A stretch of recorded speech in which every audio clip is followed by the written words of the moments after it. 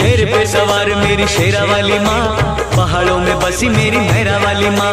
रूप है तेरे कई जोता वाली माँ, नाम है तेरे कई लाटा वाली माँ। जग जननी है मेरी बोली वाली माँ।